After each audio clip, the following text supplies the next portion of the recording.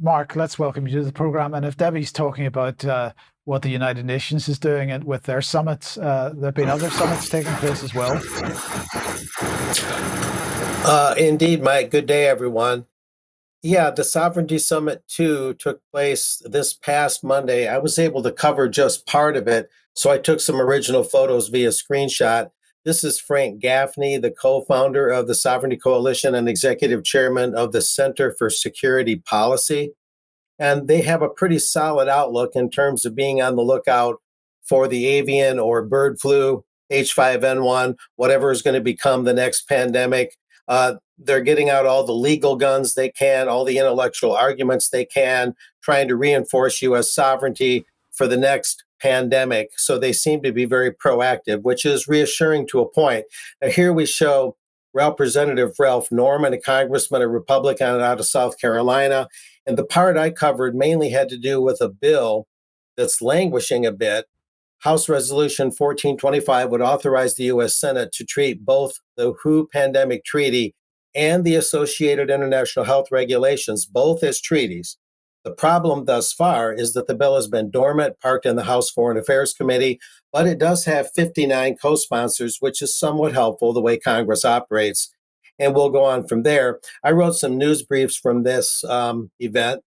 The bill is called the No WHO Pandemic Preparedness Treaty Without Senate Approval Act. A bit wordy, but there it is. According to the Library of Congress, which is congress.gov, it, quote, establishes that any convention or agreement on pandemic-related issues reached by the WHO's World Health Assembly pursuant to a specified negotiating body shall be deemed to be a treaty requiring the advice and consent of the Senate. Constitutionally, that means a two-thirds supermajority of those present, that's a caveat, would be needed in the Senate to approve U.S. entry into such WHO treaties. And we can keep moving. A little bit more text from my news brief. Representative Norman and the sovereignty senators, Mr. Gaffney, agree that such a measure should be pursued to secure the principle that the U.S. must not fail to exercise its sovereign treaty powers via the Senate, lest the nation become mired in new draconian health edicts that blindsides the citizenry in the same way that the citizenry, don't we all remember it, was blindsided by fear-infused COVID-19 edicts back in 2020. Of course, that kind of traipsed into 2021 a bit. And there's more points of interest here as we go along.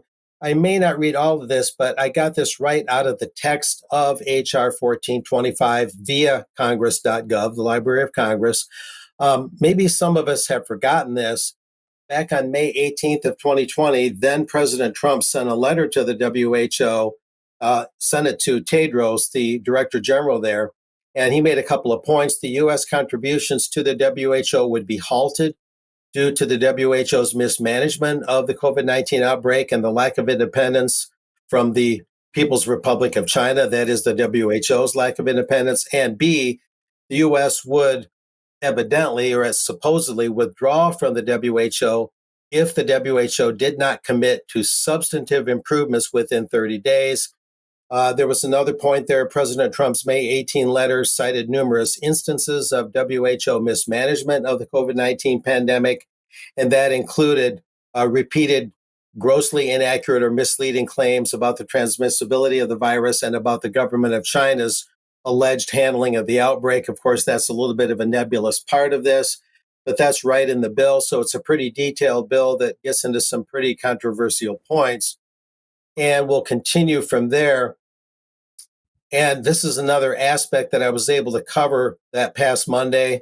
Another aspect of it came from Matt Staver, the Liberty Counsel, and he spoke. That's a separate organization that operates a lot or participates a lot with the Sovereignty Coalition, the Liberty Counsel. And he talked about a lawsuit, the South Bay Pentecostal Church versus Newsom, and an associated suit was Harvest Rock Church versus Newsom, Newsom being Gavin Newsom, the governor of California. And Mr. Staver talked about the decision date. He went back in history a little bit, February 5th, 2021, and the deciding court was the U.S. Supreme Court. For months, California permitted Hollywood film studios and large retailers to open their doors. but the Golden State crackdown on house of worship, preventing them from opening their doors to even a single worshiper, recognizing this unequal treatment. South Bay United Pentecostal Church and Harvest Rock Church sued California, asking that religious worship be treated at least as well as these secular activities. And there was a comparable case involving a Roman Catholic diocese versus Cuomo. So in this aspect of the Sovereignty Coalition program, Mike, they're talking about the Liberty Council being among the organizations that would be very vigilant in battling any further attempts, if there's another pandemic declaration, to shut down on houses of worship.